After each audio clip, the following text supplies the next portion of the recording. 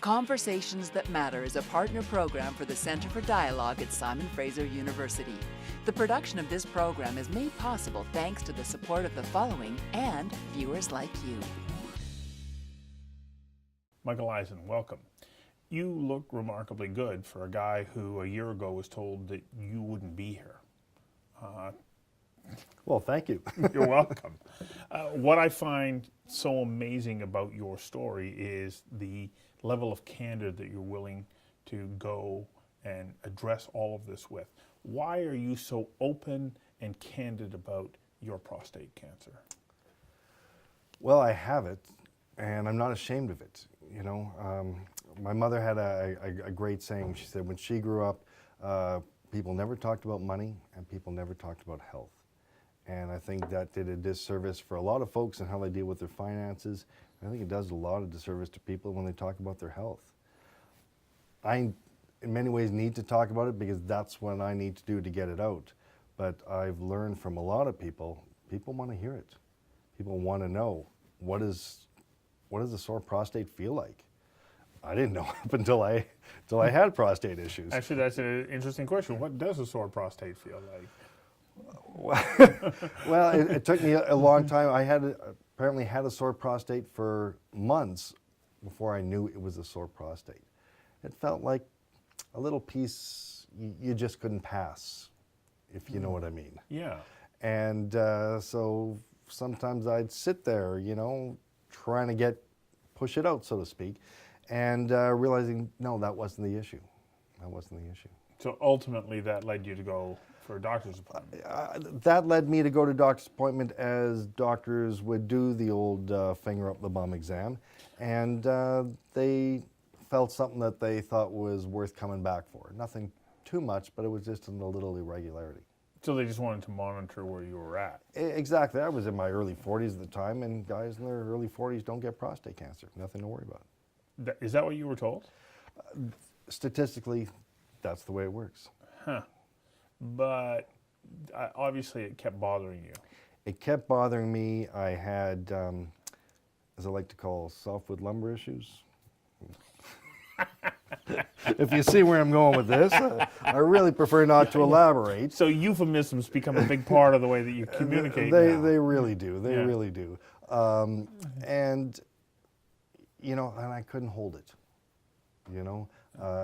Sometimes driving first thing in the morning, I'd have to stop really every 15, 20 minutes to hit a gas station. And just so you could pee? Just so I could pee. Wow. And one time, I didn't make it to the gas station. Right. And you know, to my wife, that was a pretty big warning sign. I kept dismissing it. Well, it was a big cup of coffee. But it turns out I had other issues. And so she pressed you to go back to the doctor, did she? Well, I'd go back to the doctors. They'd fiddle around here or there, and there was nothing conclusive. So, because you were young and you weren't supposed to get prostate cancer. Guys in their early 40s don't get prostate cancer. They gave me antibiotics. They thought it might be prostatitis, an infection of the prostate, which is fairly common. And it worked a couple of times, but then it didn't work a couple of times with the antibiotics. So they realized, okay, that wasn't the issue. And then, other than prostate cancer, there's another disease which I can't pronounce, but the treatment for it is basically a tube they run up you to fiddle with some stuff. But there's no... Up you. Yeah. Up the front door. Yeah. And there's no test for that condition. It just, once they rule everything else out, then they do that. So you really want them to rule everything else out before they do that. Because that is incredibly uncomfortable. And apparently can lead to other complications. Oh, it could bring on something else. Yeah. So you really want to...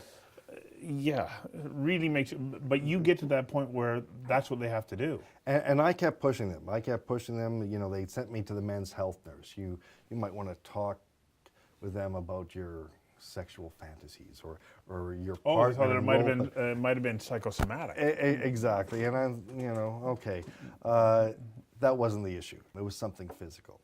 Eventually, they sent me for a biopsy, And that's a nasty bit of business. Oh yeah, I know somebody who went for that biopsy, and the biopsy almost killed them. It did. I almost passed out from it on the way home from the hospital. No, this fellow had the biopsy, goes home. 13 hours later, he's being rushed back to hospital because he's now become he's suffering from septicemia. Yeah. Because you're invading an area of the body that doesn't always heal the way or close right up, and the next thing you know, he was fighting for his life. And so they don't give you a biopsy easily, and nor should you take one easily. But here's my advice, Stu: you get a choice between a local and a general anesthetic. They sort of push you to the local, and as a real man, I thought I could handle it. Get the general. Get knocked out. Like it's that bad? Well, the needle goes up the back door to freeze you. Just that. And they've got to hit you in a couple different spots, you see. You're making me cringe. But it's trying to freeze a gland that all of it doesn't freeze. So you could feel a few of those tugs, and one of them really was the worst pain I've ever felt in my life. I've got to get you to hang on for just a second while we take a quick commercial break. We'll be right back. Conversations That Matter is a not-for-profit program made possible thanks to the charitable support of the following and from viewers like you. Please visit conversationsthatmatter.tv and help us to continue to produce this program. It felt like somebody had just reached right inside. Well, I guess they did. It felt like somebody kicked me in the crotch and the stomach at the same time. That's the closest I can tell you. And, And how sympathetic were they to the, The person doing it was great, even suggested, well, hey, if you want to stop, you can come back next week to finish it. It's like, no. I'm not coming back. I'm here. Take the sample. Let's just get it over with. But I had to catch my breath a few times. It was really tough. Oh my gosh! So how far into the journey are you with prostate cancer at this point? The biopsy was about 4.5 years ago, and right after the biopsy, got the results is when they told me I have aggressive prostate cancer, and it needs to be removed immediately. So they're suggesting that you have your prostate removed surgically. I did, 6 weeks after I got the biopsy. So you went with that versus doing the radiation? It wasn't an option for me because it was, the cancer was surrounding my prostate and had already escaped the capsule a little bit. So the prostate cancer normally, I believe, is the slowest moving of all cancers, which is why watchful waiting is often the procedure. I had a very aggressive strain of it. I've now found out, because they've ran my genome and they ran the genome of my cancer, that I have what they call the BRCA2 genetic mutation. It stands for something, it's basically what's commonly known as the breast cancer gene. So that explains why I have a very aggressive type of prostate cancer at a young age. So, do you at this point start thinking, okay, just a second, guys, I came in here a few years ago telling you something's not right. Should you have maybe acted sooner? I've thought about that a lot. And maybe one answer is perhaps they should have. But then again, I knew that the next stage was that biopsy, which, as I mentioned, was a horrible procedure and should not be prescribed lightly. Mm-hmm. But really, those aches I was talking about, a sore prostate, 2 Advil, pain gone.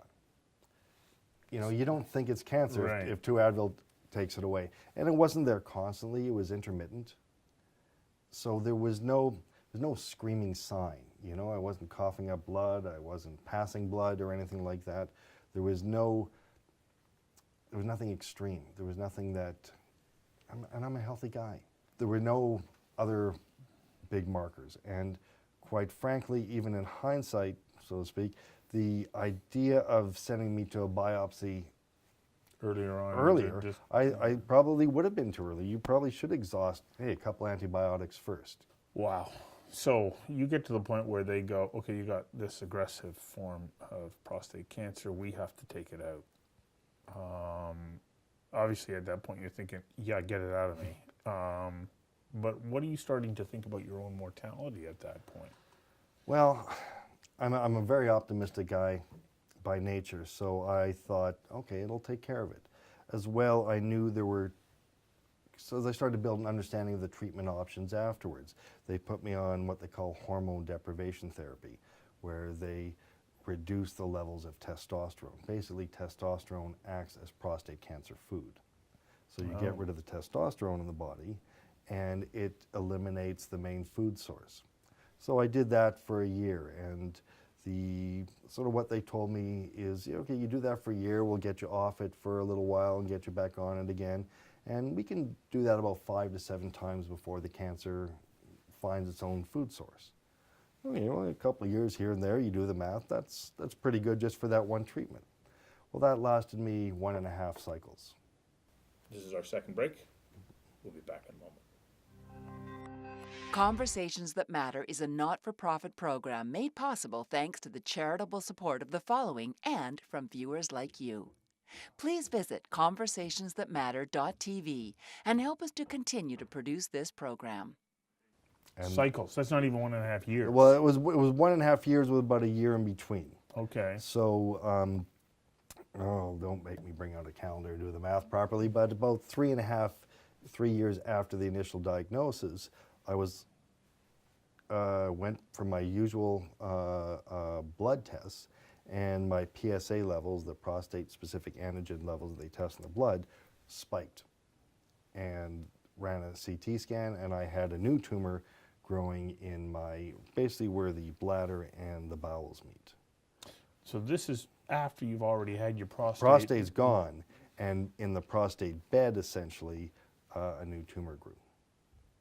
But this is now starting to take on a different kind of form in your body then. Exactly, and prostate cancer, from what I understand, usually moves to bones, to large bones. Some men only find out they have it when they have a sore back, because you get tumors on your hip. It's a really odd way it goes. For me, it stayed clear of my bones. And do you then start to think, okay, we got our way through this. You know, what am I going to do for the next 30 or 40 years of my life? Right, except yeah. my PSA levels kept going up, and did another CT scan, and I've got small tumors in my liver. And that's bad for 2 reasons. One is it means now the prostate cancer has moved through my blood, so local surgical options are no longer available because it can go anywhere. Second of all, What, just by virtue of the fact that you might have an operation? right. For example, if it moved to another spot, you can always do radiation or remove it. But once it moves through the blood, from what I understand, those surgical options aren't really there anymore because it can keep moving. And then once it's in my liver, also small microtumors, so that it's not in one specific place they can take out. So those tumors will eventually kill me. My liver will shut down at some point. Okay. Where were you when you got the news that this will eventually kill you? In the doctor's office. Was your wife with you at the time? Yeah, she comes with me to every appointment. I imagine her support must have been of paramount importance to you. Essential. Both. Well, actually, a number of different ways, but even just straight physically after the surgery, I got my prostate taken out Monday. I was home Tuesday. Mm-hmm. So she physically. Yeah, but you're not bounding around the house. Right. Yeah. But emotionally, and she also does the research, because you really have to know. You have to do your homework on these things because these terms and these ideas come at you fast and furious, and you have to be your own best health advocate. Yeah. So she's great at doing the research. I'm better at keeping things light, keeping the rhythm going, so we can play to our strengths. Like any good partnership, that's what you want to do. Right, but as we started off by noting, a year ago, you were told you basically have about a year. Now you're beating the odds. Well, what the doctor said is people in your condition last on average about 1 year. Now, no matter how they say it, there's no way you can internalize it. I have 1 year. The clock's a tick. Right. And in practical, what it means is there's about, especially around that time, about 3, 4, 5 treatment options that they can give me. And the first one lasted 6 months. It was effective for, actually, it was effective for 5 months, and then by the 6 months, it was over. Tried another one that was good for, it didn't really work, but they gave it to me for 2 months just to see. Now I'm on a third option. After that, there might be 1, maybe 2 more. And so it may last for a month, it may last for 2 years. You don't know till you try it. But you're not yet 50.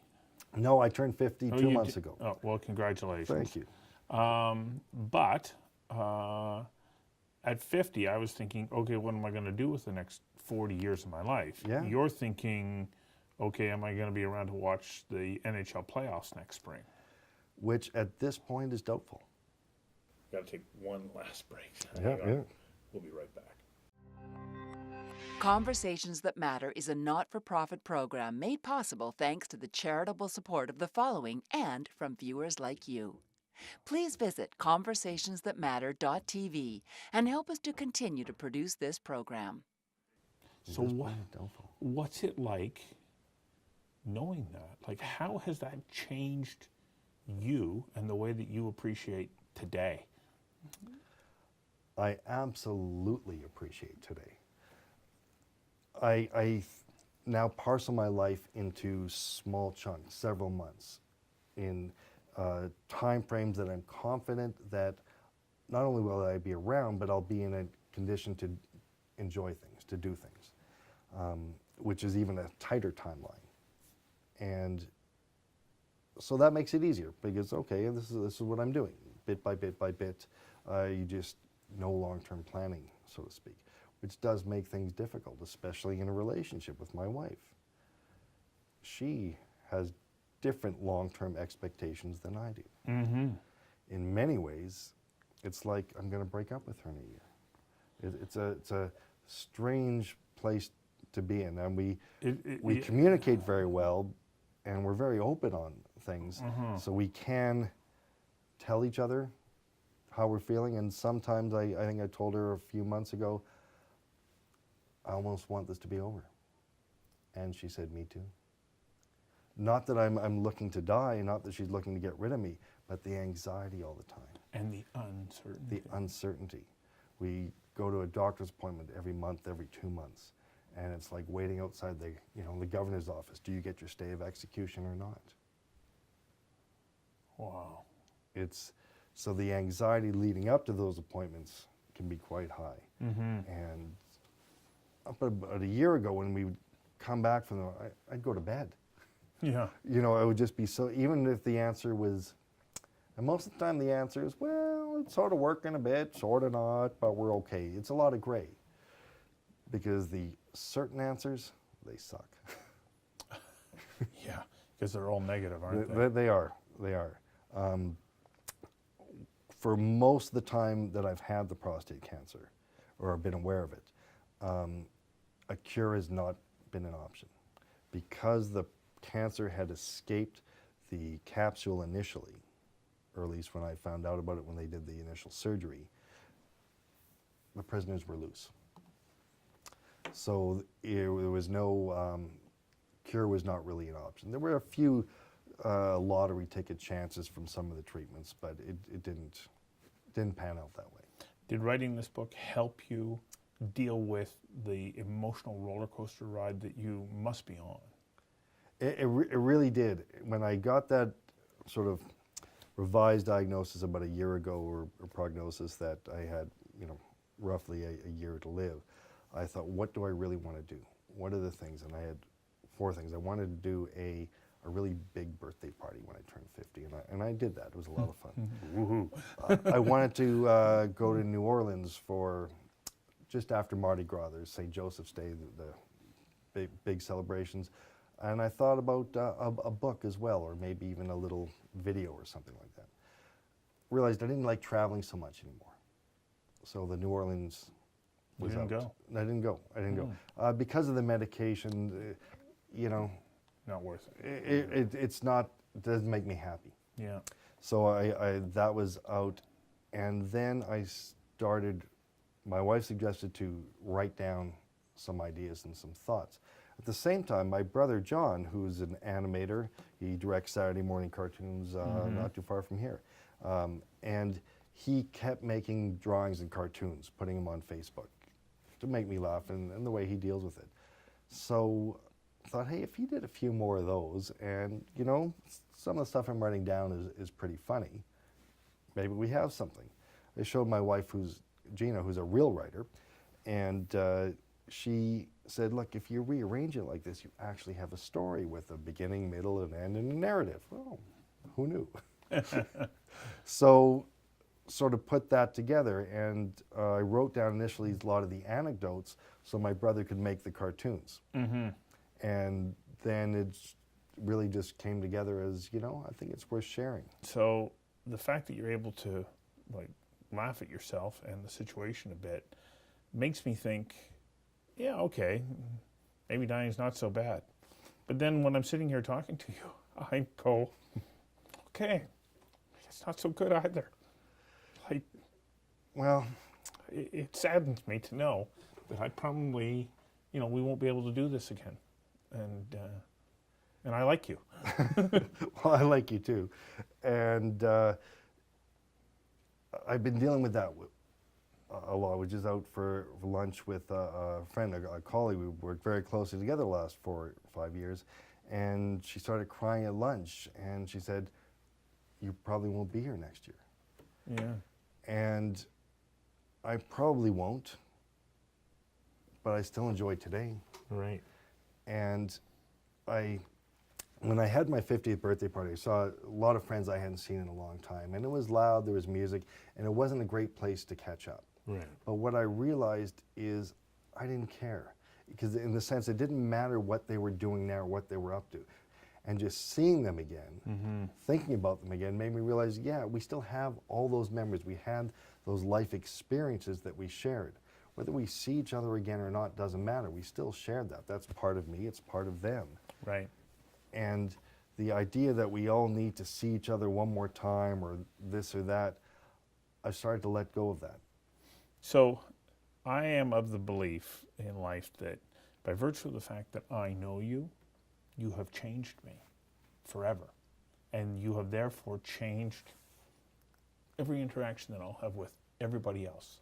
So the effect of you will never go away.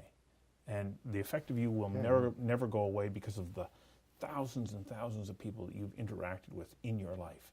So the energy that you have brought to life and the way that you have helped to shape and change the world as we know it now and well into the future is yet to be realized, even though we may not have the benefit of your smile on a day-to-day basis. So thank you very much. Thank you ever so much for coming in and sharing this. Yeah.